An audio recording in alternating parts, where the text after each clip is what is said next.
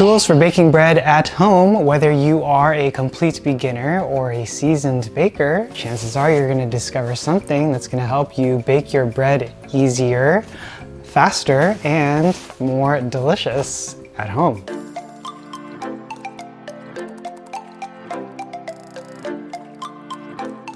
Hey, if we haven't met before, my name is Pat Tokuyama. I'm the creator of the Japanese Cooking Club and All Day I Eat Like a Shark, this YouTube channel, where I share my love of Japanese food and travel. If you are new here, subscribe for more plant-based Japanese cooking videos, unlike the one that we're doing today. And if you want to get serious about your plant-based Japanese cooking, make sure to check out my training programs as well as my cookbooks linked in the description below. When I'm eating out and or traveling, one of my favorite things to do is to eat bread. And especially so when it's good bread, such as at an artisan bakery or a Michelin rated restaurant where they serve a bread course or an assortment of breads depending on where you're eating. Those are always my favorite memories when eating out. And it's always something that I look forward to. And in order to bring that home, one of the best things that I have started to do to make that a reality is to bake my own bread. Baking bread has been something that I have always done ever since I was younger.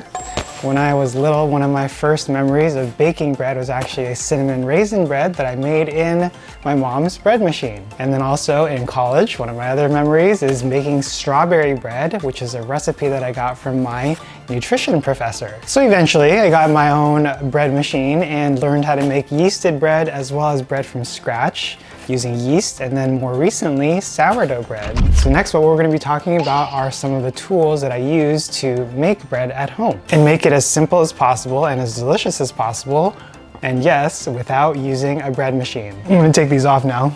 Getting kind of warm and toasty. So the way that we're going to do this is we're going to start first with the ingredients in terms of what you're going to be using to make the bread, what we're going to be using to put the bread together, the dough, and then what you're going to be using to bake the bread, and then finishing off with storage and cutting.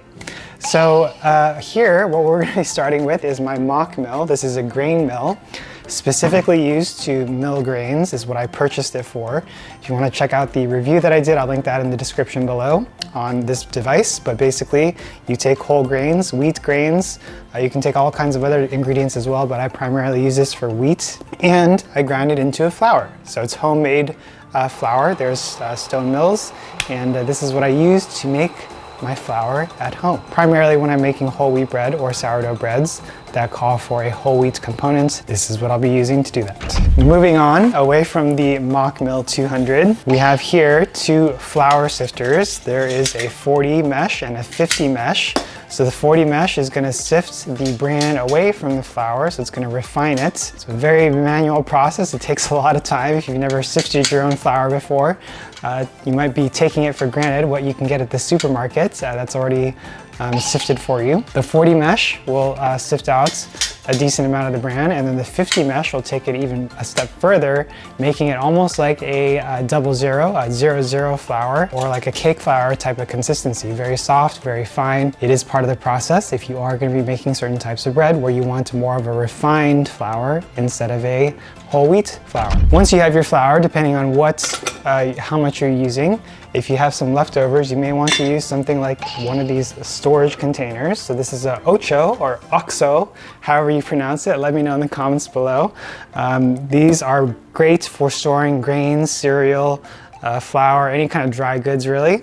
They have a little button on top which is supposed to seal it with a vacuum, but it's not really secure, so I wouldn't really recommend tipping it over or being careless with it. Try to keep it upright so you don't spill. And they also have smaller versions here, which you can use for things like rice flour, which is important in the proofing step, which we'll talk about in just a bit. So next on the tools that you need for baking bread at home is going to be the scale. So this is important because you want to weigh your ingredients, because that is going to give you precision, accuracy 100% of the time. When you have something like measuring cups or measuring spoons, if you must use these, you might not always have the exact amount of flour or whatever ingredients that you're putting in there as you might think. So let me know in the comments if you weigh your ingredients or if you measure them. I'd be curious.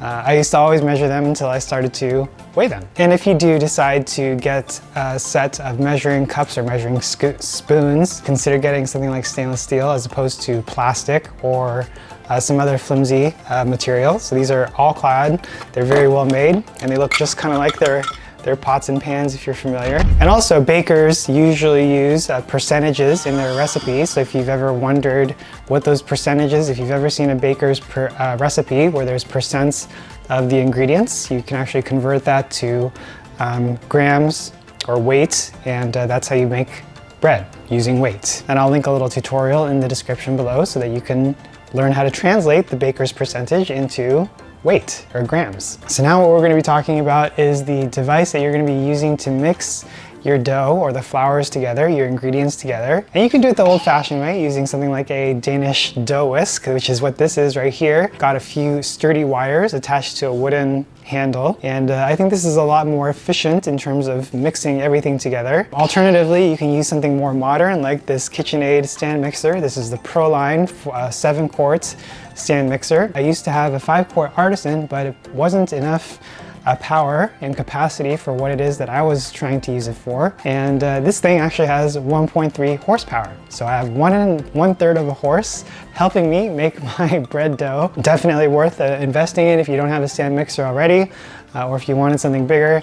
This is definitely something that I've been pretty happy with since I got it last year. Giddy up, 1 1/3 horsepower. The 7th thing that you're gonna want is stainless mixing bowls if you don't have these already. You could also use glass, but I prefer stainless because these are gonna be a little bit lighter, easier to handle. I use these both for rising my dough, the first rise, as well as when I'm milling my flour, my grains here in the mock mill. I'd recommend getting a set of these. Very practical. You can also use them for all kinds of other types of foods that you're gonna be making, like salads, for example. The 8th thing that you're gonna want to get is a bench scraper and or bowl scraper. So this is by Schuffen brand. They actually have 2 bench scrapers. These actually go into each other. Can't think of the word there. So here's the bench scraper. This one's metal. It actually has some measurements here, inches and centimeters. And then the plastic version, which does not have any measurements. And then the bowl scraper. So this is good for getting the dough out, especially if it's stuck in here. And then this is good for when you are shaping your loaves on the counter. Definitely recommend getting a set like this. It's very practical and you can use it for a variety of different things. And if you're wondering what these are my Silicone Spatulas by Tavalo. They're probably one of the more popular brands. Different sizes, of course. I have many of these. I prefer the ones that are all silicone. They also have some that are half wood and half stainless, but I think the silicone ones are the easiest to handle, especially if you're going to be using it on the stove. The silicone tends to not get as hot as the metal ones, the stainless ones, but spatulas are good for scraping out the dough if you need a little bit of help. And just cleaning things up and mixing in general. So here what I have, this is a 6-quart plastic container by Cambro. It comes with a lid. It comes in a set of 2. So I got 4 of these actually for when I make big batches of bread.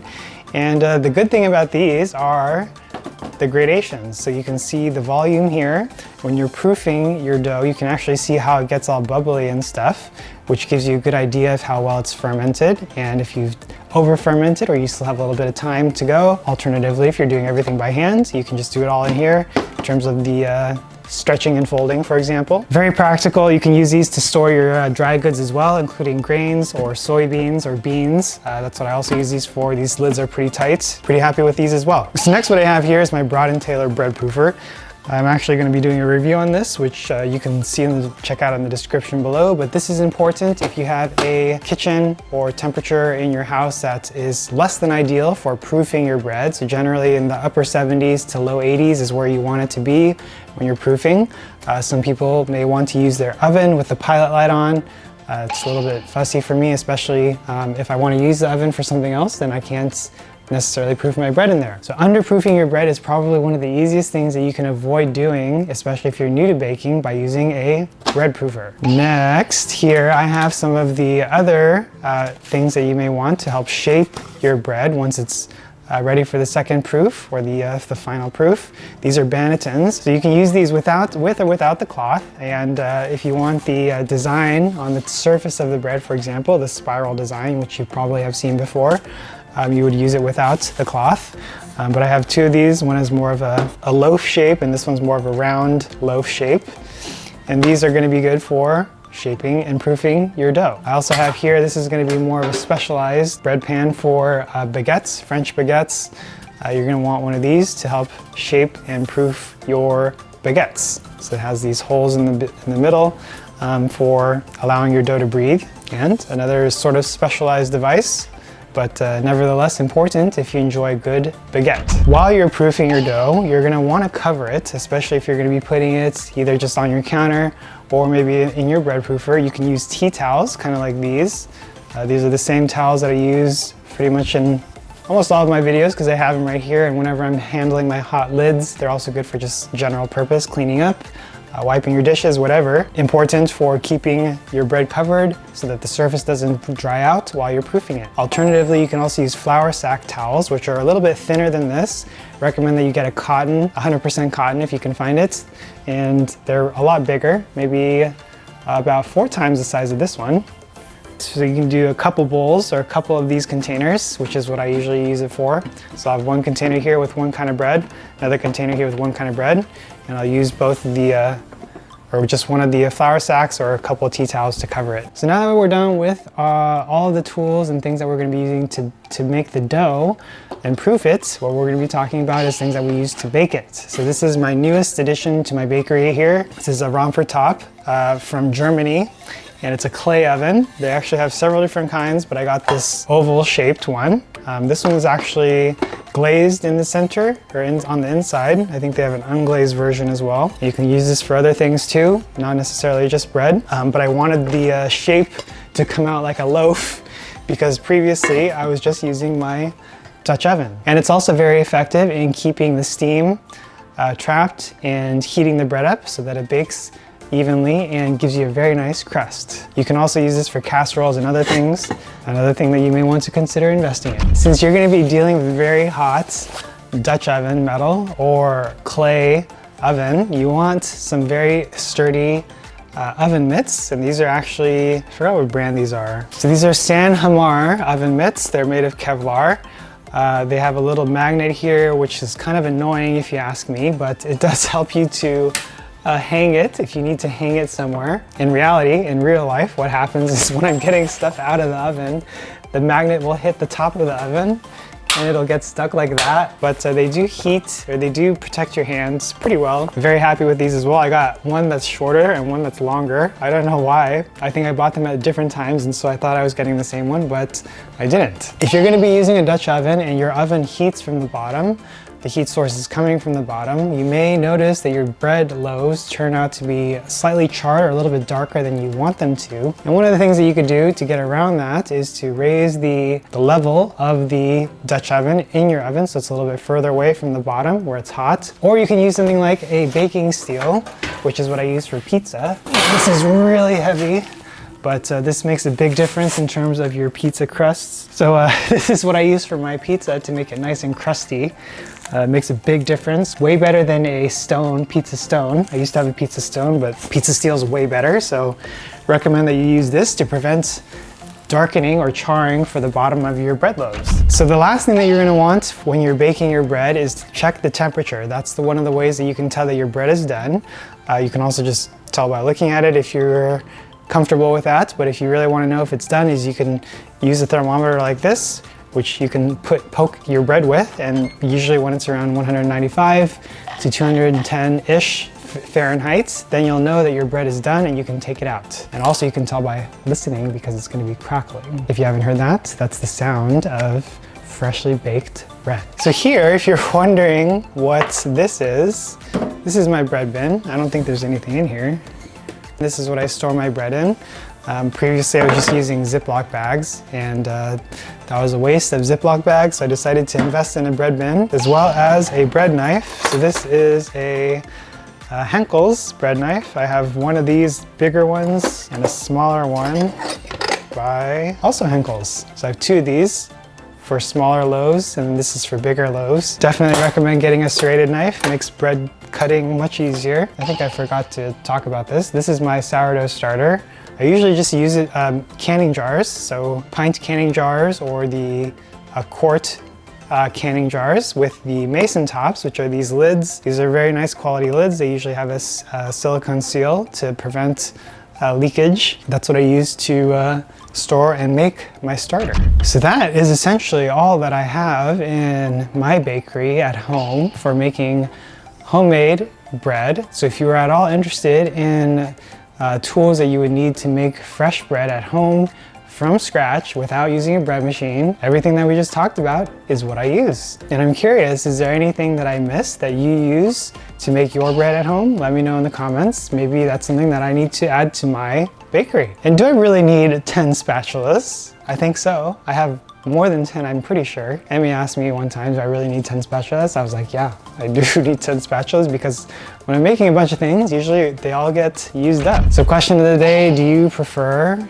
sourdough or yeast-based breads? Let me know in the comments right now with sourdough or yeast. And in my next video, we're gonna be talking about what I use to make fresh pasta at home. So stay tuned. It's gonna be right over here. Or you can check out my cookbooks, which are also in the description, or this next video right here.